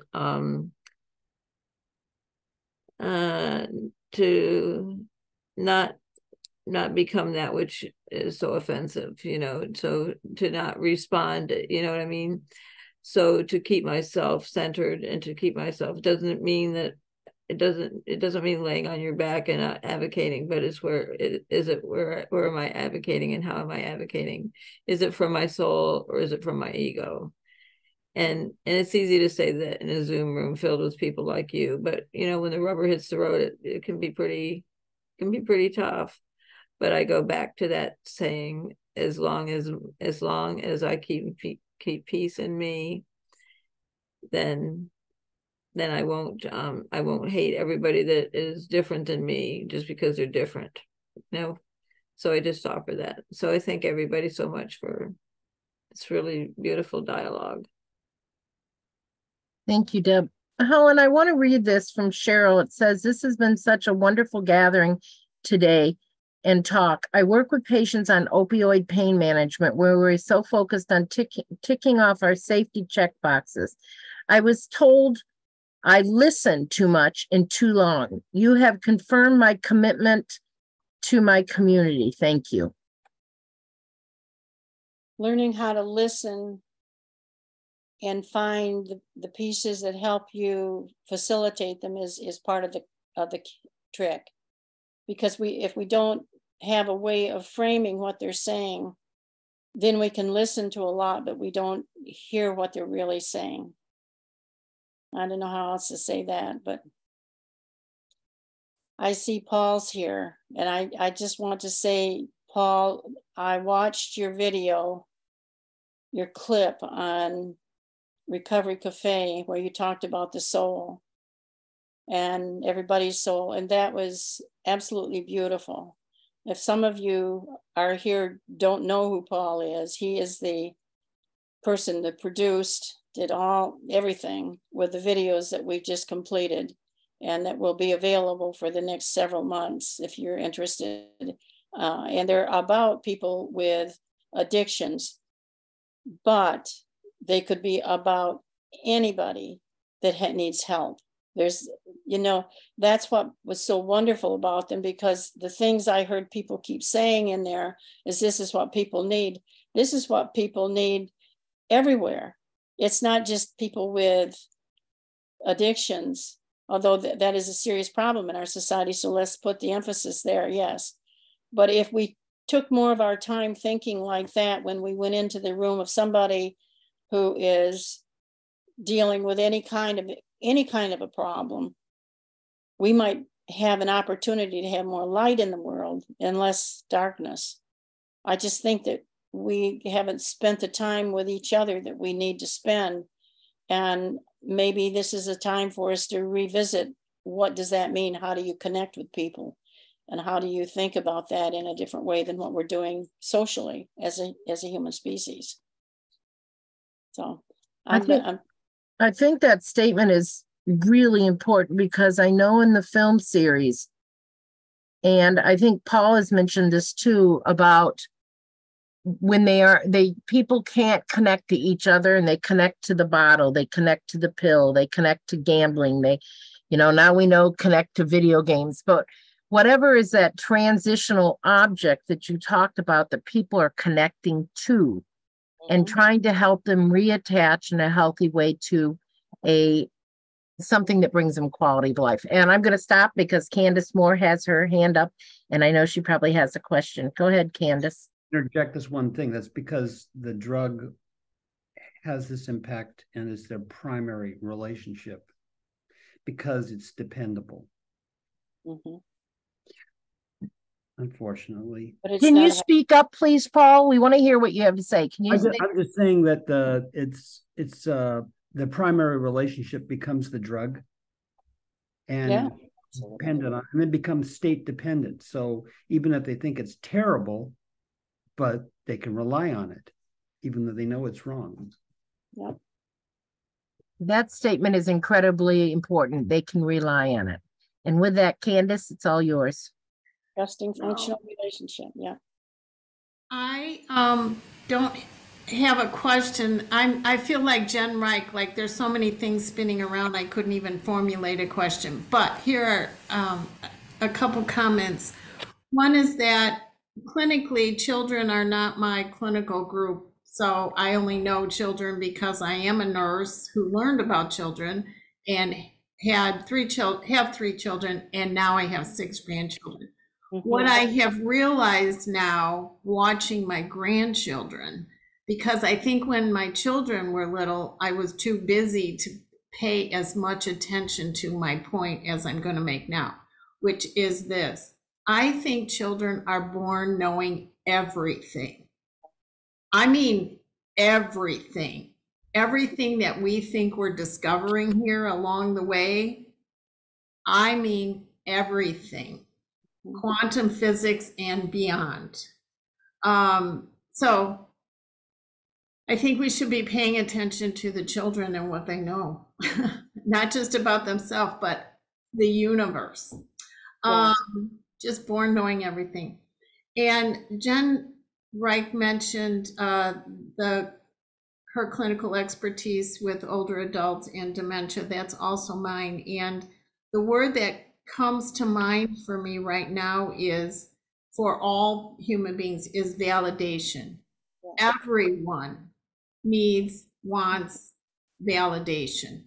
The person who is 99 but thinks they are holding their first child, well, maybe they are.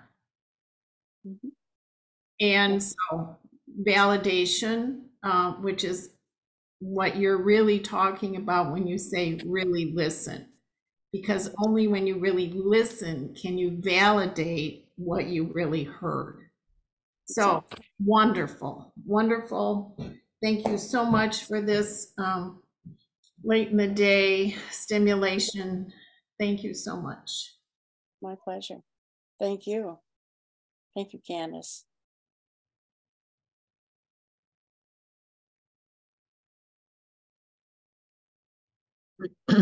So, Helen, we marked 2 hours at 7 o'clock, and the majority of people are still with us. I want to ask if you have any closing words, or if anybody else has any comments or questions. There's been a lot in the chat. One of the things that I want to point out is one of the comments, and I'm having problems moving things. So the gist of it was that you had brought a lot of things together to think about. And I think that is one of the gifts you have. And I wondered if anybody else had any other questions about that. Can I comment on that? May I comment on that? Of course. I know that. And so when I'm talking to, and I used to do a lot of consulting in hospitals and in schools and things like that, and still doing some, but not like I was when I was younger. When I'm talking to young, inexperienced people, I often say, I know this is complex. It's very sophisticated in many ways, and it's very simple in other ways. So let me just narrow it straight down for you. You need to stop and ask yourself, who am I? And who do I want to be? And what does that mean in terms of how I relate to my people, my clients, my people I work with? That's number one. So who am I as an instrument of healing? And if you believe what I'm talking about resonates with you anyway, just go out and apply the aims of intervention. I used to call them aims of intervention, but I'm getting to the point where I think that word intervention is not, it's not synchronous with holistic nursing. So I'm not quite sure what I'm going to say, but it's the aims of caring. It's the aims of the caring process is really what it is. And it's the first thing is building first thing is taking care of yourself and learning how to be reflective, use reflexivity lots and lots of times in your life and every day of your week, if you possibly can, and how to center yourself before you go into anybody else's space where you intend to create an energy field with that other person. Center yourself. I learned this years ago as a staff nurse. So the first thing then is taking care of yourself. The second thing is building a trusting, functional relationship. And this was in '82 when I wrote that. And I knew I had to put the word functional in because a lot of people talked about trusting relationship. And the only word I could find that really fit was functional. But what I'm talking about is a reciprocal, transpersonal relationship. Build that. Take the time to be with that person. And the more you do it, the faster you can do it and use your energy to do it. Okay. And then it just goes out and provides the support. And it tells you a little bit about how do you provide support? How do you promote positive orientation? Because that was mentioned here. Different, because people feel sad and depressed or giving up and given up, etc. They haven't let go. You have to let go of objects to be able to grow and go on to a new one. They've given up on it. So you have to deal with it. How can you do that in a way that gives them light in their world?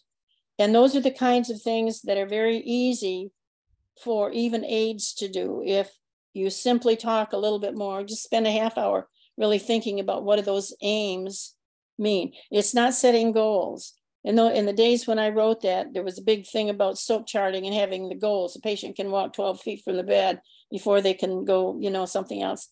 And I just got sick of that, because that didn't have anything to do with anything other than their biophysical well-being. It's important, but it's not the essence of what we do. So that's what I've said to people. Don't make it complex, make it simple. And as you simplify it and you put those pieces together, it becomes what we call a chunk of information. It's not a whole bunch of pieces, it's a chunk, and then you can build on that. And that's what scaffolding is. You build on pieces after pieces after pieces. And so, yeah, it's a lifetime of learning, and I'm still learning. And I have to do some more writing. But, okay, any more hands? Oh, Teresa's got a hand? No? No, I think she maybe was just stretching. Oh, no. Anna commented that, Grisman, we still teach setting goals with patients in nursing schools. And when we talk about using the aims, the question is always, I hate to throw out the term goals. I mean, throw it totally away, because I'm having knee surgery this week and I have a goal. But as I said to my doctor, and it kind of surprised him, I said, so I need a night or two in the hospital to get things under control. He said, well, the staff will decide. The staff will decide what you need. And I said, well, what about me? And he said, well, what about you? And I said, well, it's my body. It's my knee. So I think I need to have something to say about it. And he was kind of surprised. And I said, okay, I will make sure that I articulate very clearly my needs so that they are charted. But I think that the idea of goals is, it's not about us, it's about them. And by using those aims, we can facilitate need satisfaction. And the need satisfaction may be, Anna, how we think about goals, is it's really what are those unmet needs that people need met? And using those aims, we can help them get those needs met.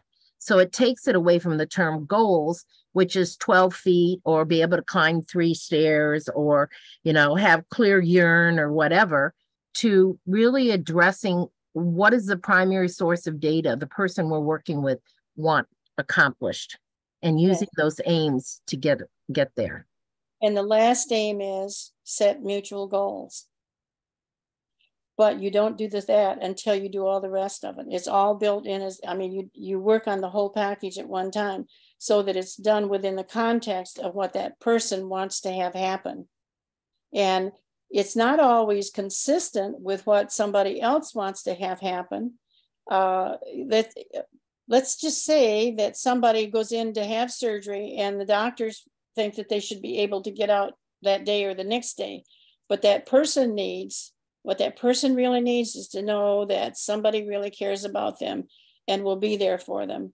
So maybe the goal for the doctor is to get the person out of the hospital in 2 days, but the mutual goal that you set with that individual is that I'll check in on you every 2 hours.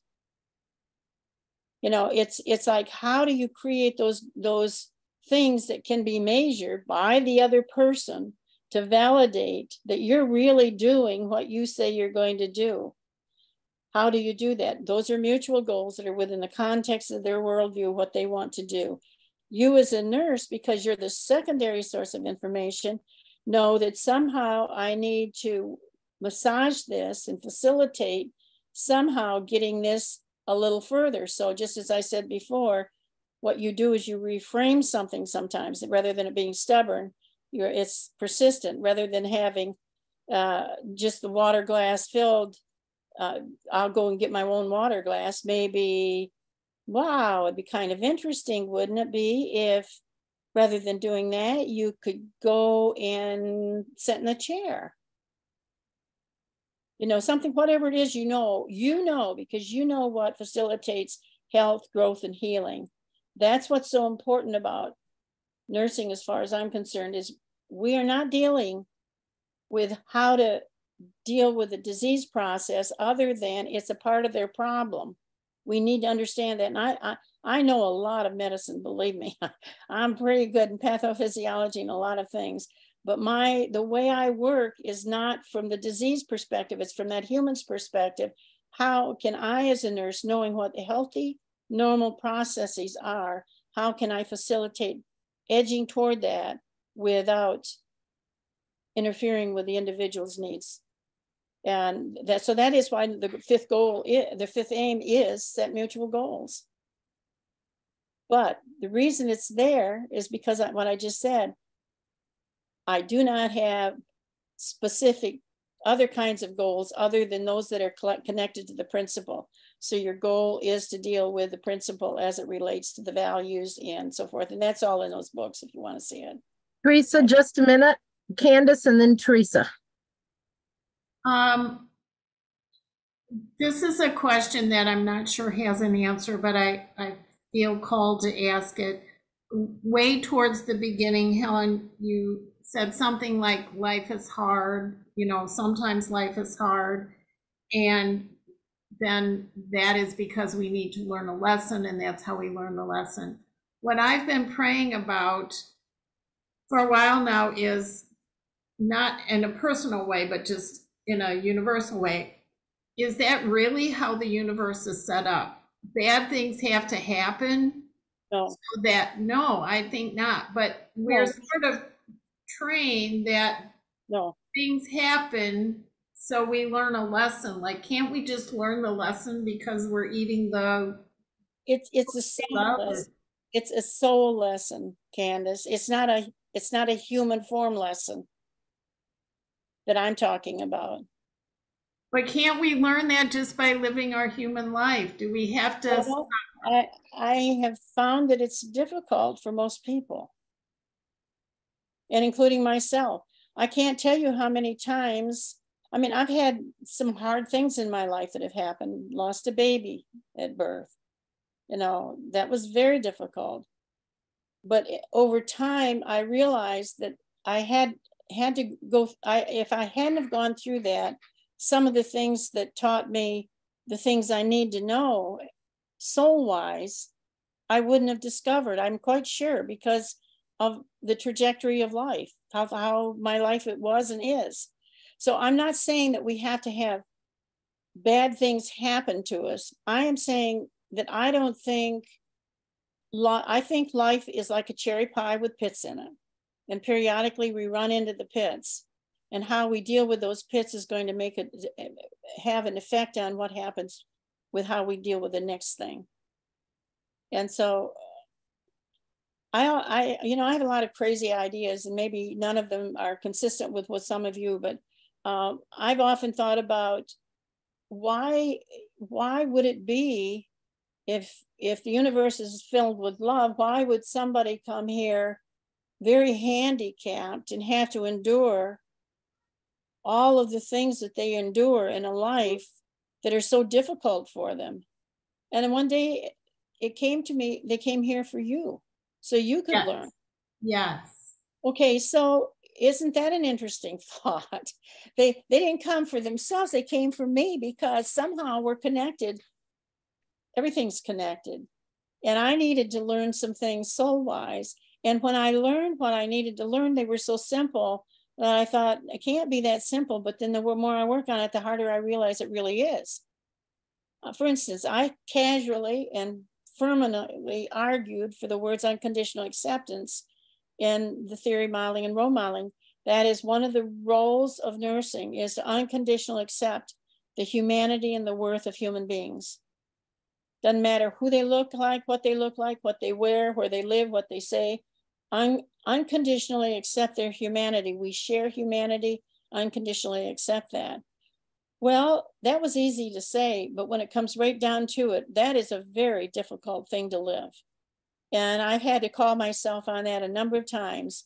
And in fact, I'd say about a month ago, I was dealing with something where I knew that I was not living what I needed. I was not being there.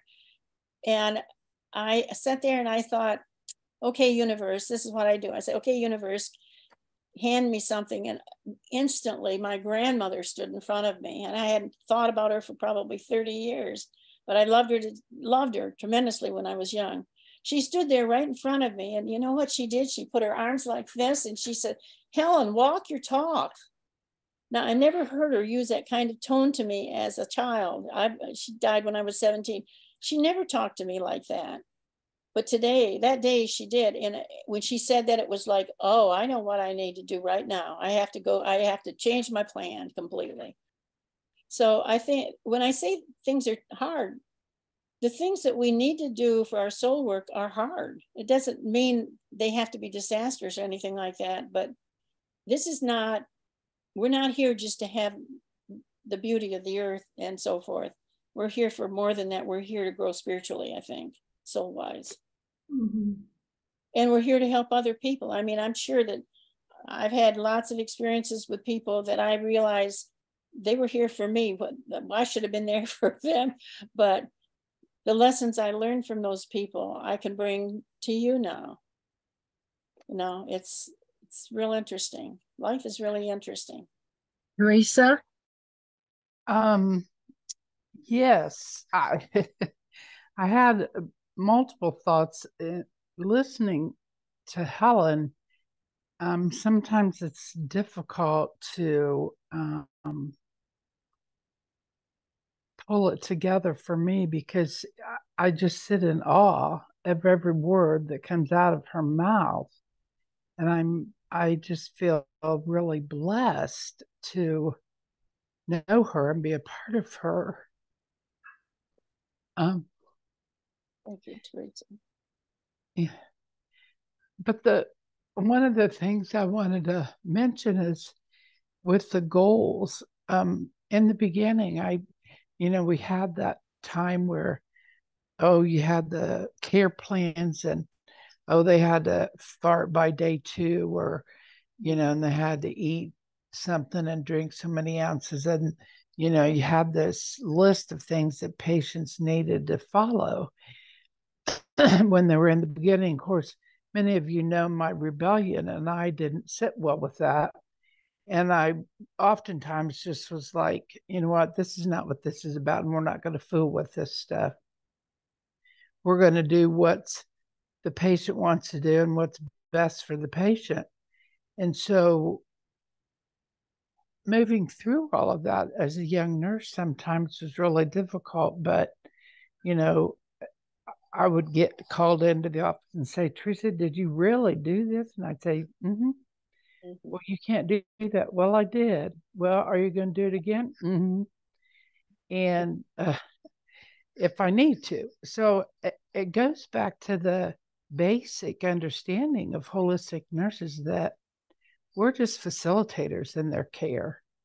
And we just mutually do what they need to do. And I had a similar situation that Mary did with a woman that she hadn't eaten any food for a year and a half or so.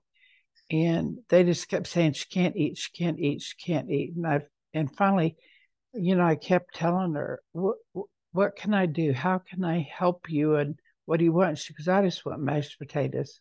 I just want somebody to give me some mashed potatoes. So I called the attending and I said, look, this woman is not doing well. I don't think she's going to live long. You and I all know that. We just keep pushing forward, and you're not considering her. She was tired of everything. And I got her mashed potatoes for Thanksgiving. That's what she wanted for Thanksgiving. Then it was mashed potatoes with gravy. And she got them. Did it change the course of her progress? No. I mean, she was still stayed sick, but it was her control for that day. She got to have what she wanted. And I think it's important that we teach young nurses that it's not about them. It's not about the paper. It's not about what the physician wants.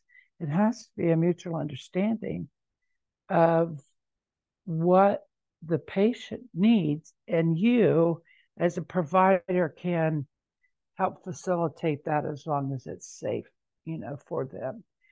And I think that's probably one of our challenges. But, you know, I always went in the room and said, okay, what's our plan for today? What are we going to do?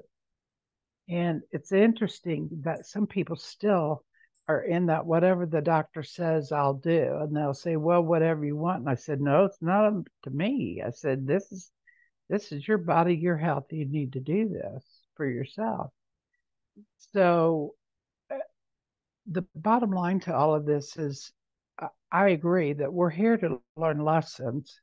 And I had the opportunity to listen to Brian Weiss many years ago. And he talked about how energy and how souls travel in packs. And so that everyone that you come in contact with, you're either going to teach them something or they're going to teach you something. And I used to tell young nurses or tell other nurses that when I would be in charge and it was their turn to float. You know, nurses hate to float. They hate to go to some other unit. But I always said to them, stop. There's a reason that it's your turn. There's somebody there that needs you for something, or you're going to learn something, or both on that day. And you know, we just have to all do our part. And they usually all were okay by the time they got back at the end of the shift. They were like, oh, that wasn't so bad. You know, we can do that. But again, I appreciate you and I love you, and some powerful words today. Thank you. Thank you, Teresa. You know, Teresa, when there are a lot of pieces that are just floating around and they don't seem to create a pattern or connect in some way, just let them float, because they'll float into the right space for you. Yeah, they do. And it'll be an aha when it does. It's like, oh, isn't that interesting? Mm-hmm. I do. I think we oftentimes try to control too much of what goes on in our work with our patients, and you just have to let them go. Now, there's certain situations, obviously, somebody that's, you know, just come out of brain surgery, they can't get them walk around right away because they're going to end up on the floor. No, of course not. Yeah, but then, you know, when when they're ready to get out of bed, let's go, come on, we're going to walk if that's what you want and you're ready for. So nursing is a gift and it's a calling, and I've always believed that. I believed it too. Yeah, thank you. Thank you. Thank you, everybody, for being here, for the questions and comments and sharing of your energy field. It's been wonderful for me. I appreciate it. And I'll take away from it.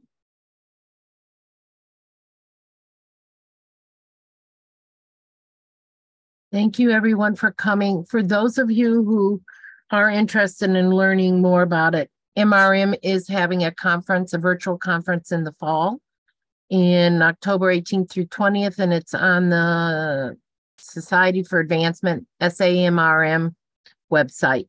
And I know that Helen is always open to, as those ideas come forward or those pieces start to connect, or you're asking about other ideas, she's always open to emails and dialogues and discussions about her life work and her life experiences. So I thank everybody for coming tonight. Namaste. Have an absolutely wonderful week. Helen, is there anything else you want to say before we close? Thank you. Thank you, everyone. Blessings to you all. Thank you, Helen. Thank you, Mickey. You. Thank you. Thanks to everybody. Beautiful. Thank you. Thank you so Good much. night, everyone. Good night.